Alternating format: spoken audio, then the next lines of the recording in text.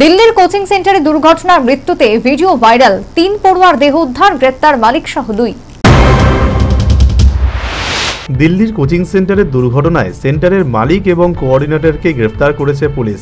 জানা গিয়েছে 3 পড়ুয়ার দেহ উদ্ধার হয়েছে। এদিকে নেট দুনিয়ায় ভাইরাল হয়ে গিয়েছে দুর্ঘটনার মুহূর্তের ভিডিও। এই দুর্ঘটনা নিয়ে মুখ খুলেছেন কংগ্রেস সাংসদ রাহুল গান্ধী। তিনি জানিয়েছেন, প্রত্যেক নাগরিকের সুরক্ষা সরকারের দায়ভার। পুলিশের তরফে জানানো হয়েছে, পশ্চিম দিল্লির রাজেন্দ্রনগরের রাউস IAS স্টাডি সার্কেল কোচিং সেন্টারে বেসমেন্টে রয়েছে কোচিং সেন্টারের লাইব্রেরি। সেখানেই পড়াশোনা করছিলেন কয়েকজন। সেই সময় দমকল সূত্রে জানানো হয়েছে, আচমকাই বেসমেন্টে জল ঢুকতে শুরু করলে জলমগ্ন হয়ে পড়েন পড়ুয়ারা। কয়েকজনকে উদ্ধার করা গেলেও শেষ পর্যন্ত জলে ডুবে মারা যান 3 পড়ুয়া। প্রায় 4 ঘন্টা পর তাদের দেহ উদ্ধার হয়। এদিকে এই ঘটনায় রবিবার গ্রেফতার করা হয়েছে কোচিং সেন্টারের মালিক এবং কোঅর্ডিনেটরকে। অভিযুক্তদের বিরুদ্ধে একাধিক ধারায় মামলা রুজু করা হয়েছে। এদিকে এই দুর্ঘটনার প্রসঙ্গে রাহুল গান্ধী বলেন, দিল্লিতে একটি বাড়ির বেসমেন্টে জলমগ্ন হয়ে পড়ার কারণে পড়ুয়াদের মৃত্যু খুবই দুঃখজনক।